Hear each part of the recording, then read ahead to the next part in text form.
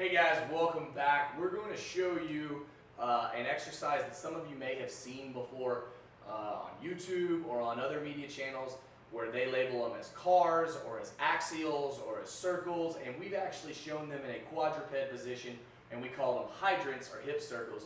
We're going to elevate that now and I'm going to show you a different version of it. It's going to be out of our wall drill stance almost. So coach leans against the wall and I'll explain why we want this. First off, when we're down on the ground in a quadruped, it's easy for an athlete to start bending their elbows. And so this is very easy for us to get a cue of. I need elbows locked out and I need our core turned on as we do this. Coach is flat-footed. That's where this is different. I don't want you on your toes. You're going to be flat-footed because it's going to allow you to turn this opposite hip on, which is what we want. Take you through it here. Coach is going to move his left hip. He pulls knee up to his chest or as high as he can while not moving at the low back.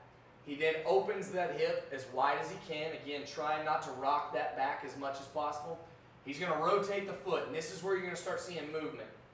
Coach is doing a pretty good job not moving that low back, and from there he's going to push his hip back or extend his hip, and he's going to close his knee. Now I'm going to let Coach rest real fast because he's fired up. If you do this exercise the correct way, you don't have to do many. You only have to do 2 to 5 reps because your body should be shaking when you do this. We'll go in the opposite direction now. Coach pulls his heel up. He's going to extend through the hip. Okay, through the hip. Notice he didn't extend through the low back. The low back didn't fold. He's going to open out to the side. Now he's going to rotate that foot while keeping that knee as high as he can. And then he's going to finish the rep and close. Okay, now put it down, Coach. Now I'm having to do a bad rep. And a bad rep is what you're going to see a lot of. Again, I say it multiple times, Coach is a good athlete. All right, his hip didn't move that much. A lot of your athletes' hips are not going to move much. I encourage you, if you're going to use this with your population, do it first.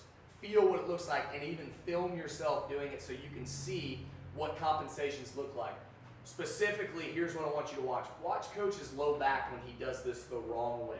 When he pulls up his knee, his low back's going to start to fold. As he opens his knee, his low back turns. As he rotates, he gets in this ugly arch, and then as he pushes back, he gets into false extension, which comes from his lumbar back. Coach, go ahead and relax.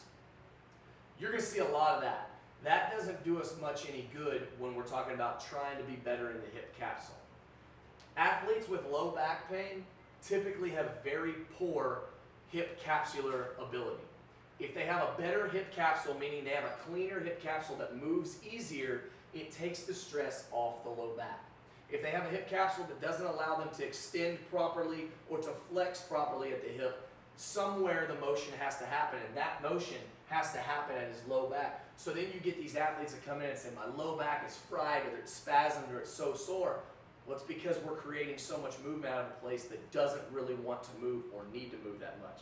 The hips move.